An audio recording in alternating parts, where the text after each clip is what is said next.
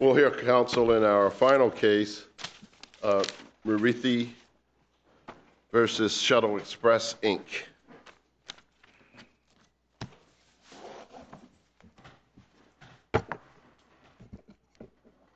Good morning, members of the panel. Good morning, Mr. Singleton. May it please the court, my name is Christopher Porlo and I'm counsel for the defendant appellant. Respectfully, we believe the district court's decision was an error in failing to compel the claims of the plaintiff to arbitration, and we believe that the decision should be reversed. I wish to continue to reserve a few moments for rebuttal, and I'll try to be brief in my opening comments. Simply and respectfully, we believe that the decision of the United States Supreme Court in Concepcion, which was issued a month after the district court's decision, requires that the decision of the district court cannot stand. Although the district court's decision was framed in terms of a problem with a class action waiver and with a fee-splitting provision, the gist of the decision really was that the plaintiff could not proceed in arbitration because the allegedly small nature of the claim would not justify the costs here, a stated $5,600 to proceed with the arbitration. The Supreme Court, however, has explicitly rejected that as a grounds for refusing to enforce an arbitration agreement. The dissent in Concepcion raised the question of whether small claims could fall through the cracks if you are not permitted to go forward with a class action in order to spread costs.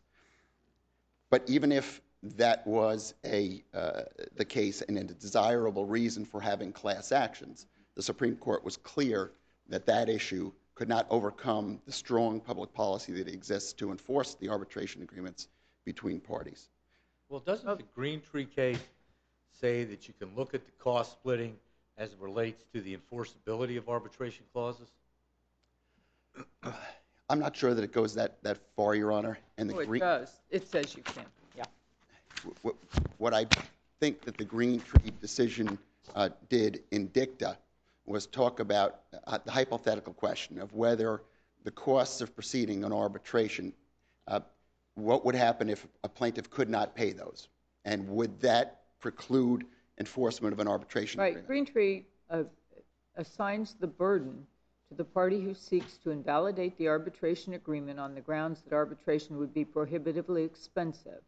It says when the party is seeking to raise that as a defense, that party bears the burden of showing the likelihood of incurring such costs.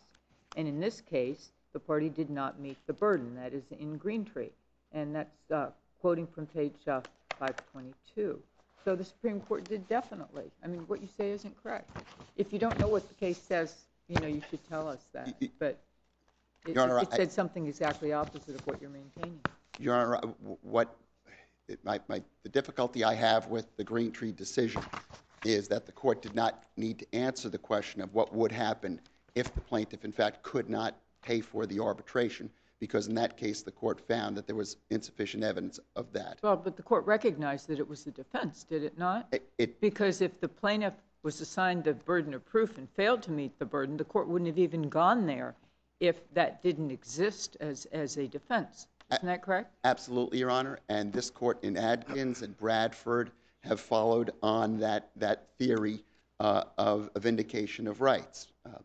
But it's interesting in that in the Concepcion decision, there's no mention of Greentree or this vindication of rights theory. Right. Well, Concepcion was really directed toward the fact that the state had a law that was undermining the federal arbitration, and it wasn't talking about unconscionability of any particular costs of arbitration, but it said that the state cannot adopt a rule, in that case the Discover Bank rule, that precludes the federal arbitration from taking effect. Isn't that correct? Absolutely, Your Honor. Right. So why can't those two cases coexist together?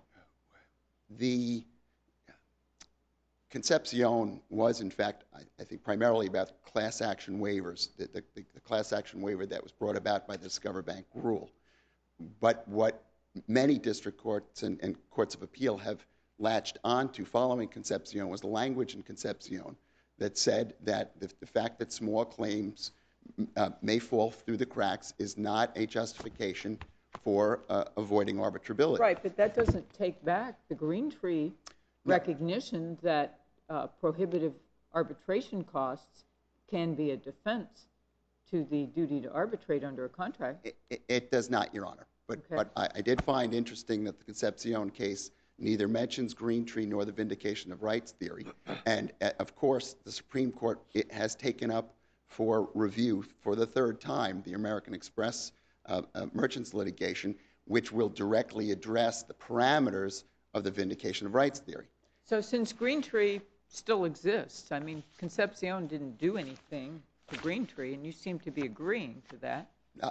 Your Honor, I'm not sure because I'm not the Supreme Court. I believe. Okay, but you know, under Agostini, didn't the Supreme Court say, you know, we shouldn't figure out whether they were sub silentio trying to reverse another case. We should just apply the cases that they've written. I agree with that, Your Honor. So going on that principle, why wouldn't we then look to whether Mr. Muriithi met his burden of proving that these arbitration costs were onerous and unconscionable? Your Honor, I think the first reason is that a vindication of rights theory based on costs, which was different than the vindication of rights concept in the Mitsubishi decision, is not necessary under the FLSA.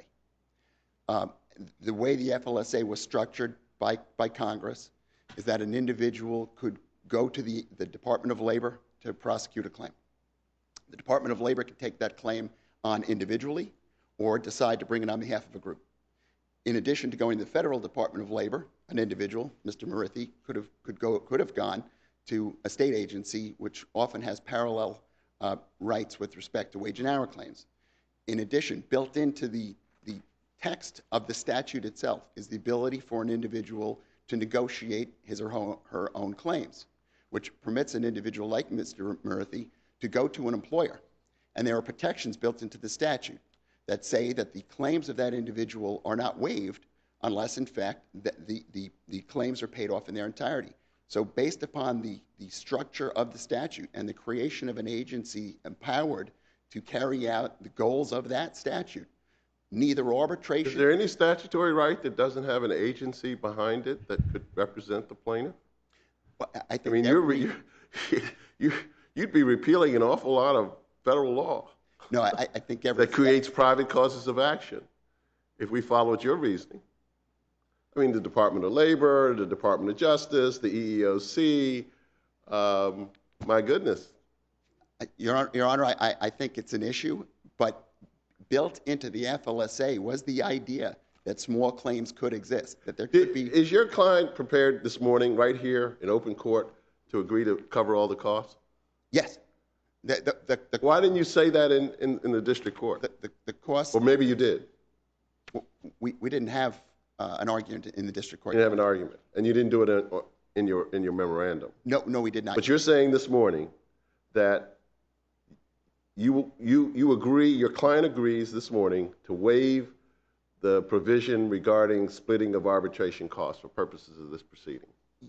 Yes, Your Honor, but I believe that the proper course that should have occurred here, and which gives weight to this, the law of arbitrability, should have been for Mr. Muriithi when he filed for, when any individual files for arbitration. To ask you to do that? Well, to first ask the panel if that fee can be waived. Well, but wait a minute. Procedurally here, he filed it in court, and then you brought the motion to compel arbitration.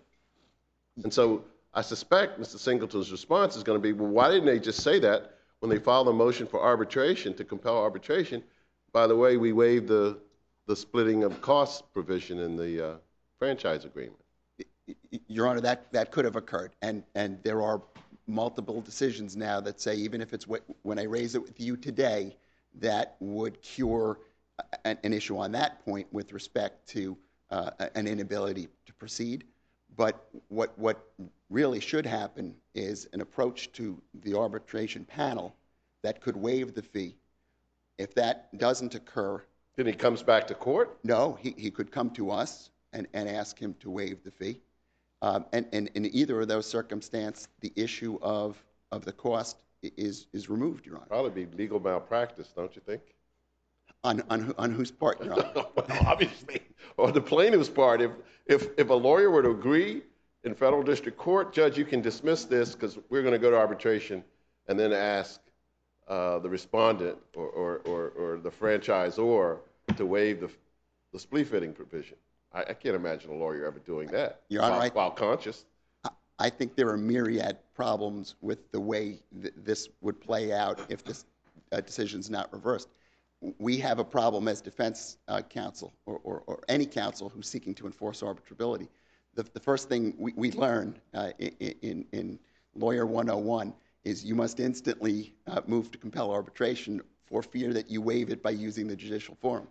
So, although we have a recent case that sort of mitigated that. Yes, Your Honor. Yeah. But in the absence of clear rules regarding this subject of vindication of rights based upon cost, I need to move to compel arbitration or have some arrangement with a district court judge that me doing so, me asking for discovery, me asking for the ability to depose the plaintiff about a tax return that we see for the first time in response to a motion to compel, to test that. There are no rules that protect us in that circumstance. There are no rules where if discovery proceeds in court, where it probably is not supposed to proceed on the question of costs of arbitration. There's strong argument that that's something that the arbitrator should look at. But what if that discovery then shows that the plaintiff could, in fact, pay for arbitration? What happens if there's an argument that the reason the plaintiff had to proceed in court was because of a group action, and the court says there's no group action? What happens if I ask for financial disclosure and the district court judge, for very good reasons of privacy, says you can't have that? What happens to my client's substantive right to proceed in arbitration? I believe problems exist under the Rules Enabling Act and other provisions that take away that right to compel arbitration without any of the due process protections to ensure that there really was a factual basis for the plaintiff saying that it couldn't proceed in arbitration. And this case is a perfect example of that. When you look at what was stated here, it was the cost of this will be $5,600. There's no explanation or detail regarding of that. There's no explanation of why a waiver couldn't be obtained. Well, what will the cost be if somebody has to pay it? What would it be? Less, according to a number of courts, less than would likely be the cost for someone proceeding in litigation, Your Honor. No. Well, the $5,600 is sort of filing an administrative cost, isn't that right? I didn't think so. I thought that was framed in terms of 7 days of arbitrators at $800 a day. But there is a filing fee that's involved. And there's an arbitrator's fee. There is. Up to $2,000, probably $3,000 today, right? Per day? Yeah, some of these retired judges make a good bit of money. And they should, Your Honor. And they should. So should the sitting ones. So should the sitting ones. I'm not disputing that. And I'm almost out of time, Your Honor. The showing that was made here to justify not proceeding to arbitration when the parties had a clear expressed intent to proceed to arbitration. Of course, your client is an issue. will know exactly how much it costs, presumably, because presumably you will have gone through some of these arbitrations. Well, in all candor, Your Honor, once we've had an opportunity to discuss with the plaintiffs what they would need to show and disclose. Remember, these are not employees. These are independent contractors. These are franchisees. Well, that's the question. Well, it is. But the issue of using a Schedule C to negate hundreds of thousands of dollars of income to end up with a result of a tax return that shows no income. My point was simply that presumably, unless you're batting 1,000 in defeating these claims on behalf of your client, eventually somebody's going to take one of these to arbitration, right? Yeah, yes. And that's probably already happened. Maybe not. You're not aware of it. In my time of representing the client, I've not been involved in it. Fair enough. Fair enough. Thank you. You've reserved some time. Thank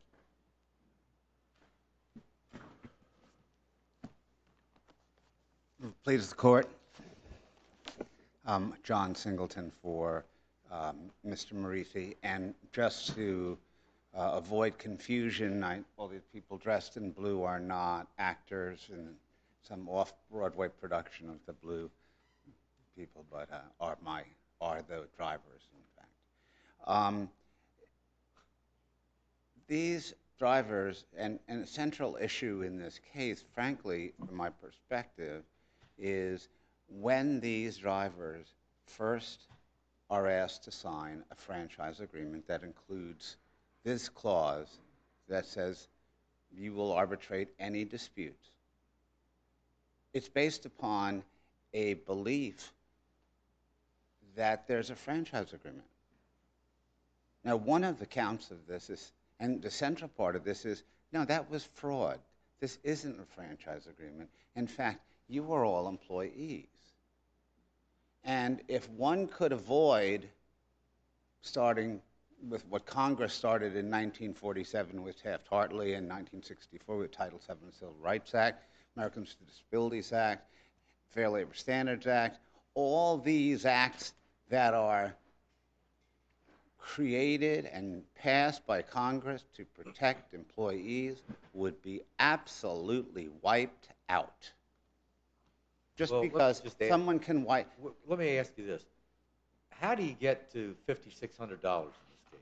How do you get to How do you get what evidence is there in the record that this arbitration would cost $5,600?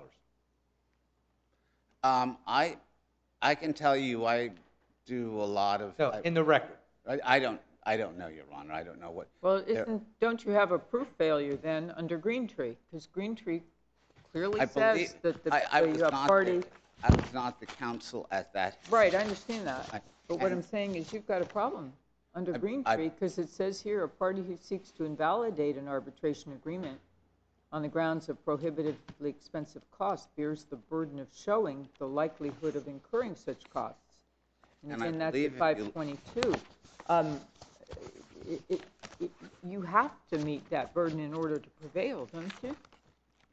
I believe that the court found the arbitrator, along with various other fees, could potentially add up to $5,600. Right, but what in the record is there a basis for finding that? It can't just be a conclusion without a factual basis. All I can do is represent to the court as I do a ton of arbitrations for unions, and I believe Judge Davis is correct that the average arbitral fee is about $2,000 to $3,000 a day plus day of reading, plus a day of writing, plus a day of this or that.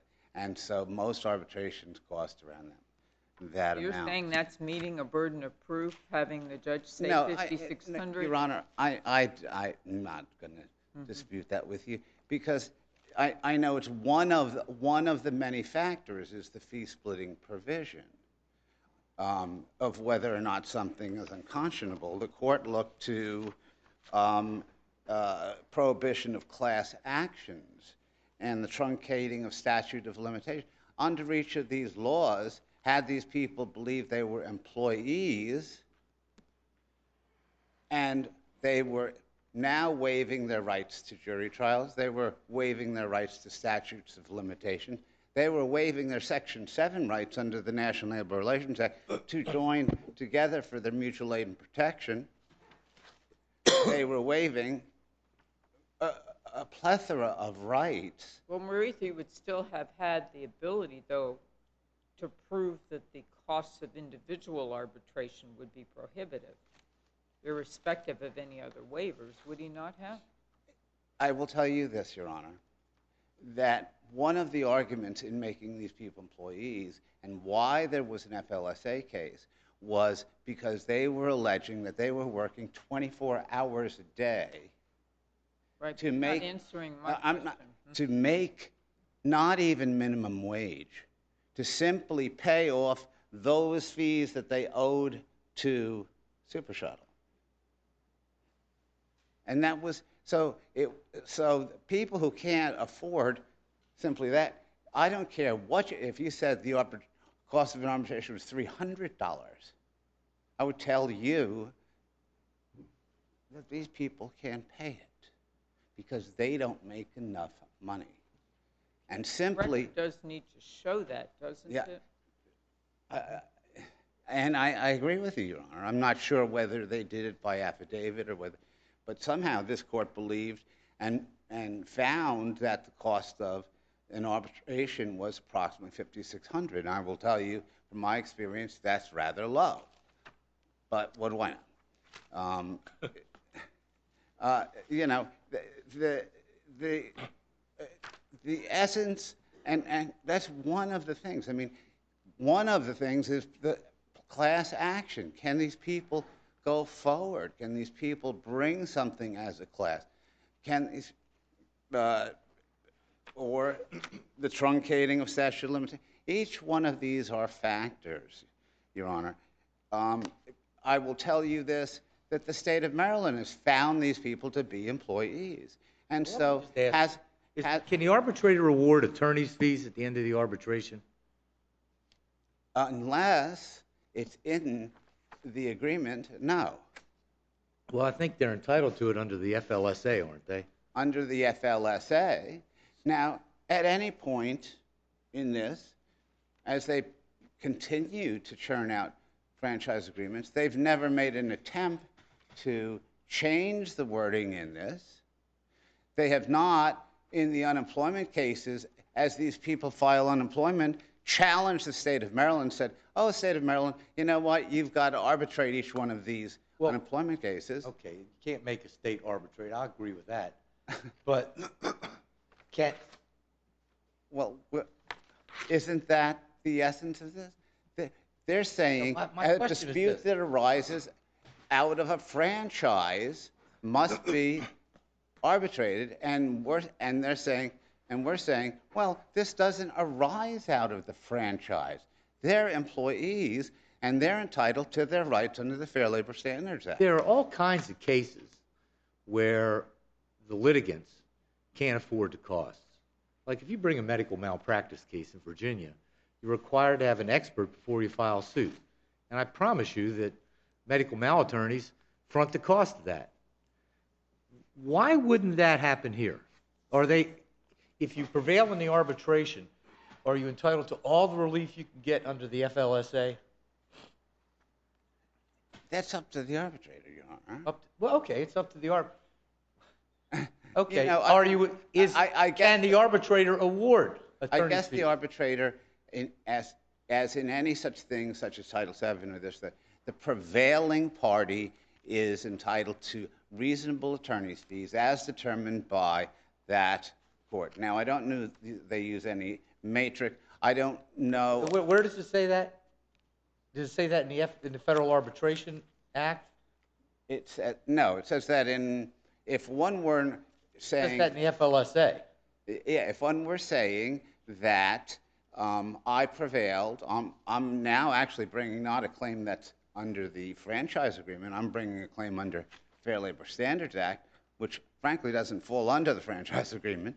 But anyway, if we're arbitrating that, you would think that the arbitrator should be able to have the same authority as any court or whatever to award a remedy. Now, but they're not getting a jury trial. They're not getting a statute of limitation that matches what that statute might be. Well, that's part of the thing about arbitration. Pardon me? You don't have to pay jury costs at arbitration. That's an advantage for everybody. Some people. Under American Arbitration Association, you have to pay a fee up front, okay? And then you get charged by the day. You get a list of arbitrators and you pick, and they vary from, $3,000 a day, $4,000 a day to $1,200 a day. It just depends, and how long each case might take. So, How long would these cases take to try? I could tell. I mean, your proof in this case would be that Mr. Muriithi went to work, and here's how they sent him out to do shuttle runs. Okay. And first problem would. And here's how often he did it. Right. And how frequently he did it, and they treated him just like an employee. Isn't that right?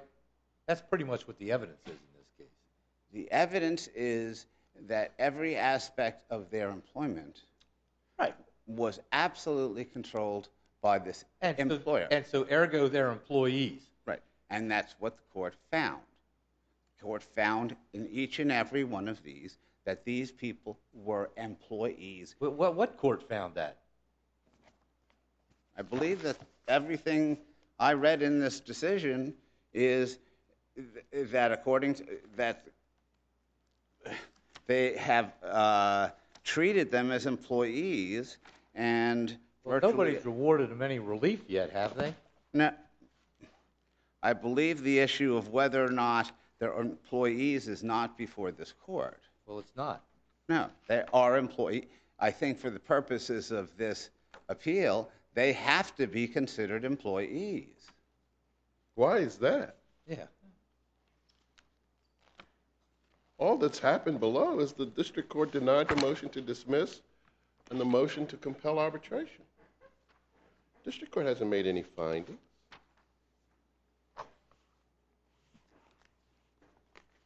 I won't spend my time. It was my impression, Your Honor, that the court had found that these people, or at least based upon, and in the light most favorable to them, that they were employees. I can tell you that numerous bodies have found them to be employees, but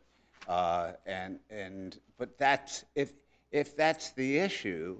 If the issue is, are they vindicating or are they arbitrating a dispute that arises out of the franchise agreement, or are they arbitrating a dispute that arises out of a federal act, the Fair Labor Standards Act, might be Title VII, might be ADA, might be any number. In January of last year, NLRB rules that if these people were employees, that any agreement that they could not have a class action was a violation of their Section 7 rights under the National Labor Relations Act to join together for their mutual aid and protection. That's the essence of the Taft-Hartley Act. And so here were people joining together for their mutual aid and protection, and the only way they could go to any one of these things, whether utilize arbitration, whatever their right may be that Congress felt was important to give them, could not actually be vindicated through arbitration. So, How much? Tell me what's at stake in each of these cases. If these people are classified as employees, they can go back 2 or 3 years under the FLSA, right? They can go back 2 years for an unintentional violation, 3 years for an intentional violation. And how much more would they get in this case if they were to prevail? Just on average, if you know. It would be. Don't know, just say I don't know. I know. It would be literally they're saying, I worked 24 hours a day. I did not even make minimum wage. Well, okay. And so they worked overtime. So your now point you is, multiply minimum wage times overtime for the other 18 hours of the day. And you do that for 2 years or 3 years, and you get that person's. No, that's not how you compute overtime. Overtime's computed on a weekly basis. Over You have to go 40 over hours. 40 hours per week. Over 40 hours, yeah. And I'm saying if I'm working 24 hours a day, 7 days a week. They're not working 24 hours, 7 days a week. I am. Or else they'd be dead.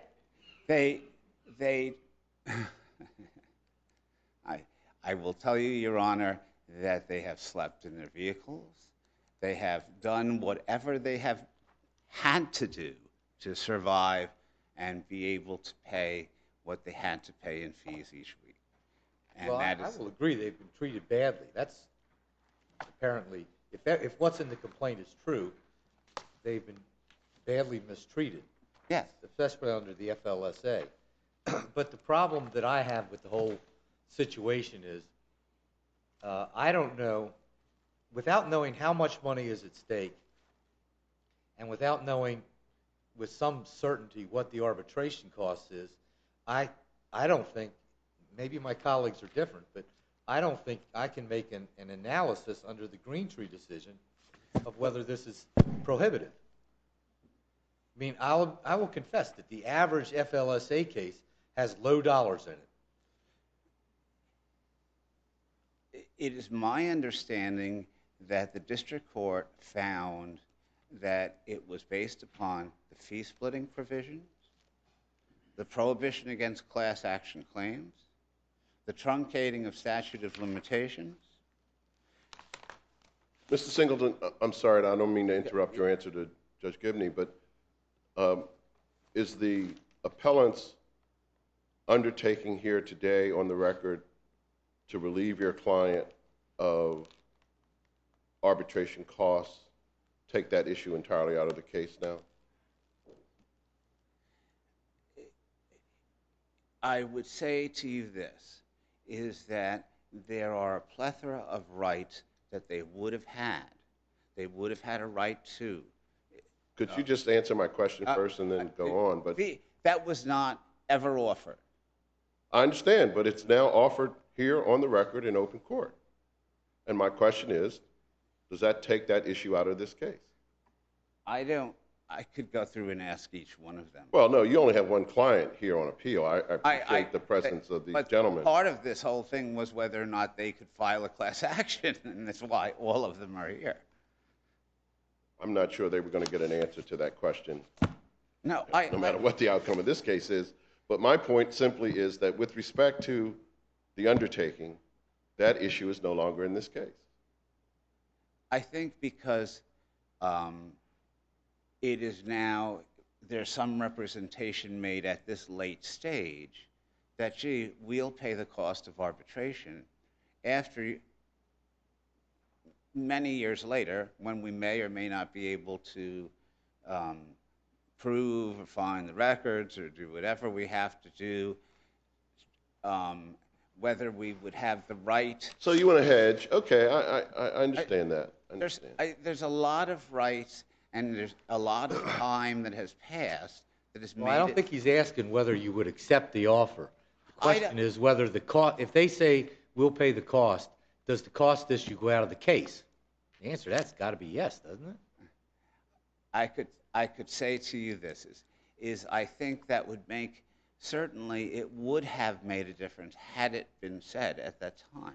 Well, I don't know that answers all the questions, because I think the question here is whether or not the federal arbitration requirement must apply in situations where it's in a contract that says anything in this contract, any dispute in this contract has to be arbitrated. I'm saying, even if that's true, we weren't talking about something in this contract. We were talking about other rights that emanate out of federal statutes. And it doesn't say that anything, any dispute between the parties, regardless of what it might be, must be arbitrated. It limits those disputes to those things that arise out of an interpretation or some section of this agreement, and that is not one of the sections of this agreement.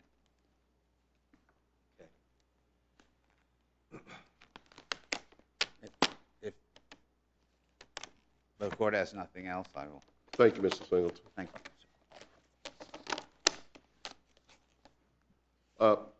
Mr. Parlow, you have some time remaining.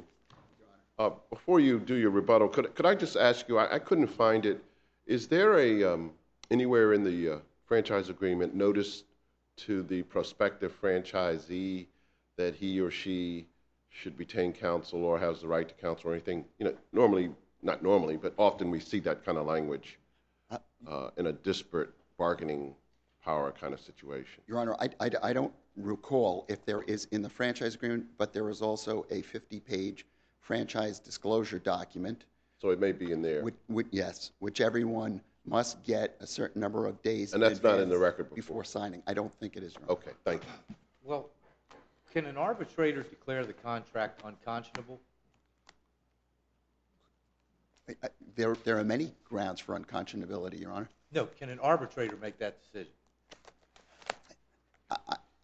I don't know where the state of the law is on that. I would hope that in the first instance is a judicial decision Well, but you're saying that they don't get a judicial decision.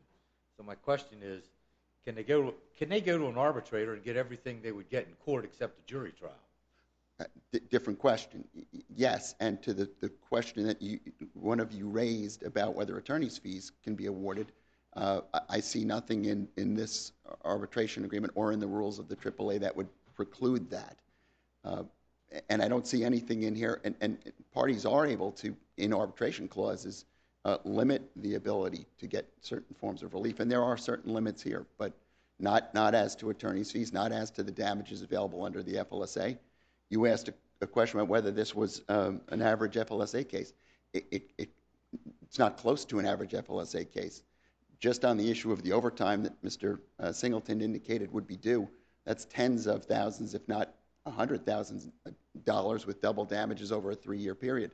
In addition, in this case, because these are independent contractors, unlike employees, there was a $35,000 franchise fee, a $25,000 fee approximately for a van, costs of mileage, tolls, and everything else, which the plaintiffs in these cases seek recovery of because that would be illegally passing on the costs of doing business to an employee.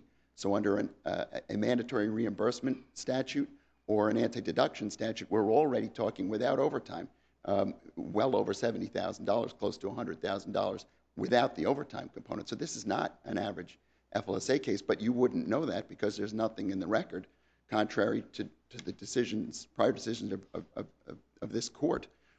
They've done nothing to show that type of evidence. Very briefly, there's not a decision in here that these individuals are employees. The only thing that happened in this case, because we're petrified about not moving to compel arbitration immediately, is we moved to compel arbitration. There's been no decision on the merits about whether these are employees or not. It's not in the record, but the NLRB, including in Region 29, has found that these individuals were not covered by the NLRA because they were in fact supervisors, because they can have, and many of them do have, people driving for them. So, but there's been no decision that these individuals are employees. Judge Keenan, I didn't mean to mislead in any way with respect to Green Tree. That's okay. No, I understand. You gave me what you thought was your best answer. I know the Supreme Court is not supposed to overrule things. Don't worry about it. I've been an advocate. I understand. What I'd like, though, because I think it's a little muddled now, and that's why we're here before you, is some guidance. If a decision like the district judge's decision is upheld, what are we to do? When do we have to do it by? What discovery can we get? Can we get financial disclosure? What happens if we're proceeding down multiple steps in front of a court when it turns out that there can't be a payment? And I don't know the answer to any of that. Are there any cases arising under this particular franchise agreement in any courts of appeal around the country? Yes, the Eighth Circuit Court of Appeal. Pending or? Decided in the Green case, which is in the materials, and the court upheld the arbitration agreement. Any others? Yes, Your Honor. The Reed case in the Southern District of New York upheld. Court of Appeals? No, I'm sorry, Your Honor. District Court. The only Court of Appeals is the Eighth Circuit Court of Appeals. Yes, sir. And you're not aware of any more recent, since you filed the brief, I mean? No, not for Super Shuttle. Not for Super Shuttle. I provided to Your Honor in a letter the Owen decision, and we're aware of the Ninth Circuit's decision in Conef, which we think supports our view and perhaps how the Supreme Court may go on this issue when it takes up the Amex case again soon. Mm-hmm. What is the impact of the Maryland Department of Labor's investigation of this? There's no impact. A, it's on appeal. B, it's under a completely different statute. The unemployment insurance statute is virtually impossible to overcome as an entity to show that someone is not an employee. It's a completely different test than under the FLSA. It's a completely different test than under the tax laws. Because this is an independent contractor case, we've got an interplay of different sets of rules, but there's no impact of the Maryland decision. You sure about that? Yes. No collateral estoppel, claim preclusion, issue preclusion? No, sir. And in some Will that be true after the Maryland Court of Appeals or the Maryland Court of Special Appeals rules? that I don't know. At the tribunal stage, some states even have rules that it can't be admitted under any circumstances because it would mess up the ability of parties to do whatever they needed to do in that forum. I don't know the answer if... Maryland does recognize administrative preclusion Yes. principles. So if we end up with a decision of the Maryland Court of Appeals, or the highest Maryland court, then it could be an issue. Okay. Thank you, Your Honor. Thank you very much, Your Honor. Mr. Carlo. We'll ask the clerk to adjourn court, and we'll come down and greet counsel. This honorable court stands adjourned until tomorrow morning at 9:30. God save the United States and this honorable court.